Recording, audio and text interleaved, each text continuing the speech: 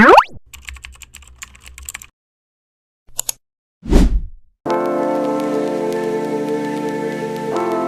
Posh Typhoon 150 11 years old looks reveal.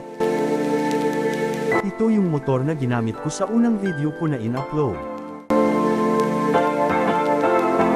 Stock engine internals pa din ito bukod sa clutch lining at stator coil. Halos wala na itong fairings kaya nakabawas sa bigat ng motor, wala ng underneath fender sa likod, wala ng airbox, naka-half shifter at naka-stainless elbow na din ito.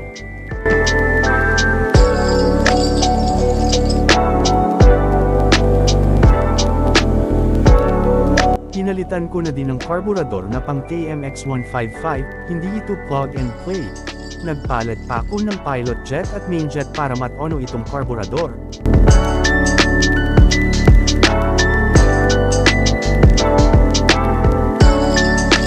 Ito yung CDI niya no limit na, pang TMX 155. Naka 1536 nga pala ang sprocket combination nito.